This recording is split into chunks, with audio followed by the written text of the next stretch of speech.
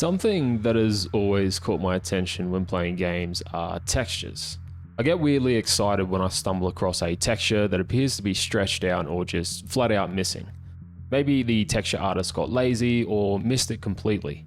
It's not a bad thing really. In fact, just about every game you've ever played probably has a few of these laying around. But in my journey of studying game textures like a kid who likes trains a bit too much, Valve's texturing and art style have always captivated me. Whether it's the earliest versions of Counter-Strike, the Portal series, Dota 2, or even Deadlock, no matter how old or new the game is, they just seem to nail it every time.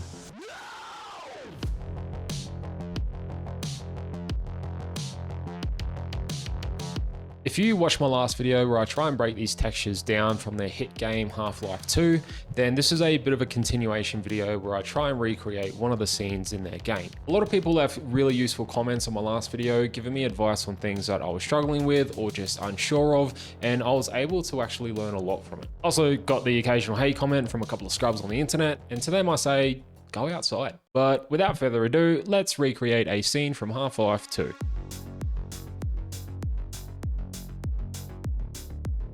So I've chosen this hallway scene from the beginning of the game to recreate, mostly because I never really made it past this tunnel when I was trying to make these videos, and let's be honest, it's cool as shit. Now, I'm not trying to do like an exact one-to-one copy of how they do it in Half-Life, but more so just taking this as like a learning opportunity for both you and myself. Just modeling out some basic modular pieces for the walls, ceilings, pipes and whatnot, I managed to get what I feel like is a pretty solid match. I could probably fix this overlapping geometry that you see here, but I'm lazy and technically the player would never see this, so this could just be our naughty little secret. This light shade has 16 faces. Not that important, I just thought that was kind of interesting. That's pretty much the modeling done. When modeling game assets, especially for the earlier ones, you're really working with just basic shapes. You're not really adding extra detail and geometry and stuff like that unless you intend to bake that out and reuse it as a texture.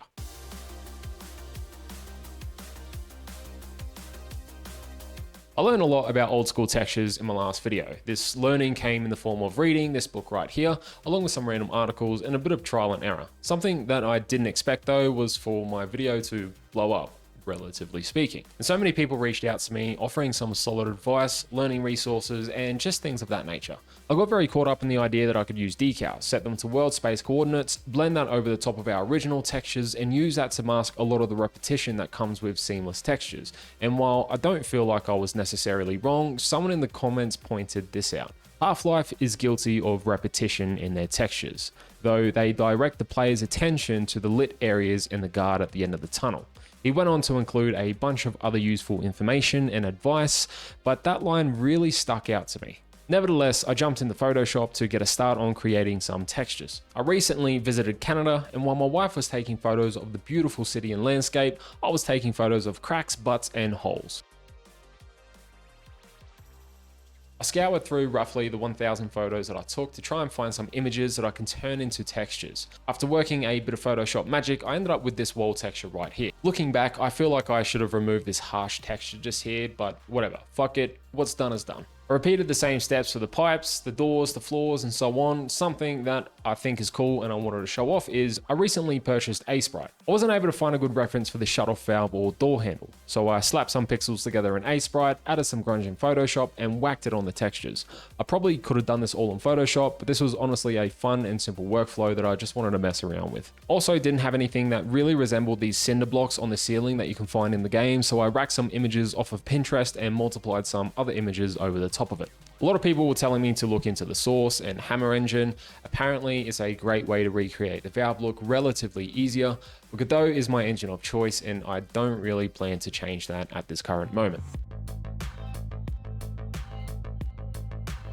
After exporting this hallway and bringing it into Godot, I noticed that in Half-Life, they have these like little fake light rays that come down from this light right here. Now, in theory, I know how to do this, but I'm not super proficient with Godot, so it took a little bit of messing around. But here's how I ended up doing it. I modeled up the shape of the light ray in Blender, brought it into Godot and gave it a transparent material. Transparent equals alpha, blend mode equals add, and cull mode equals disabled. Because this is a flat plane, disabling the cull mode allows us to see it from both sides. For the albedo, I just gave it a gradient texture.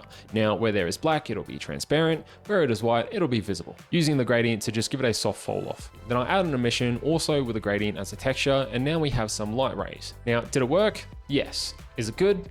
But with all that done, it's time to move on to decals. Someone mentioned in my last video that I could add decals over my materials by enabling details. I figured I'd give it a go as to not offend a bunch of basement dwellers for having ChatGPT butcher up some shader code. Turns out, it's really fucking easy. Basically, find your material. If I check detail, drag my decal into the albedo and set it to UV2, you can then enable triplanar and world triplanar. World triplanar sets the decal into a fixed position tied to the world space, allowing you to add some additional variation to your textures. Depending on the decal you've imported, you may need to change the blend mode. You can also add a mask, which allows you to add some extra control over where you want the detail to appear and where it to be hidden.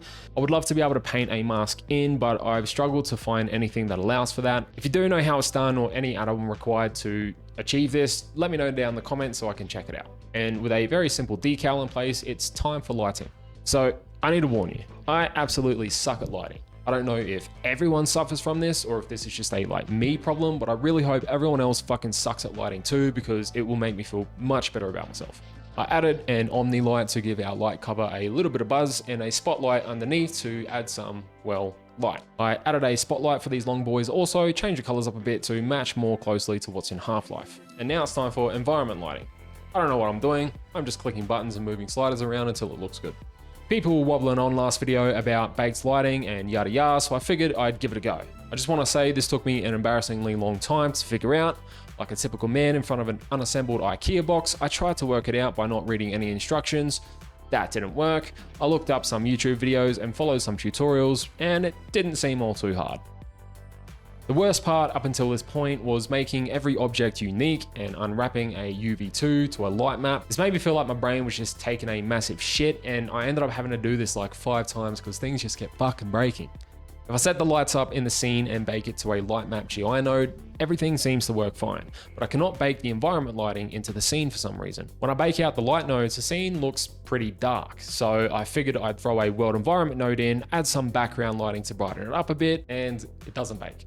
Bakes on the outside, but not the inside. I spent an entire day trying to figure this out. I asked some folks in my Discord, some said it's a post-processing / color correction thing. Others say it's possible, I must be doing it wrong. After banging my head on a wall for an entire day, I made the executive decision to give the fuck up. I don't even know why I made myself do this. All in all, this is what I'm left with though.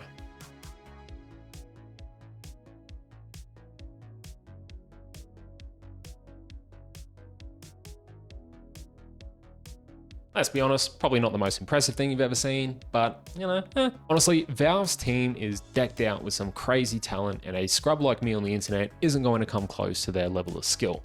Good textures tell a story that we don't consciously realize is being told. Every crack, every patch of dirt, it all contributes to a bigger picture within the game, and Valve really nails this on the head. But I feel like I learned a lot from this series. You know, I went out into the world, I took a bunch of photos, I translated those photos into video game textures, and you know, it was really fun. While these may not be the most insane textures you've ever seen in your life, it was something that I really enjoyed doing, and I felt like I learnt a lot from this little series and gained some skills that I can further develop on. Also learned that lighting has a very special place in hell, and if you're someone who enjoys that, you're a sick, twisted individual. Anyway, if you did like this video, feel free to like and subscribe. If there's any other game textures that you'd like me to check out for another video, let me know down in the comments. Also, check out my Edgeware generation tool for Blender for $4 if you want to, you know, help support the channel and get something cool in return for it. And come join my Discord. If you're looking for a community full of game devs and artists that you can get involved with, we do 3D jams, we do game jams, we also share funny memes, and we also talk about Okay, bye.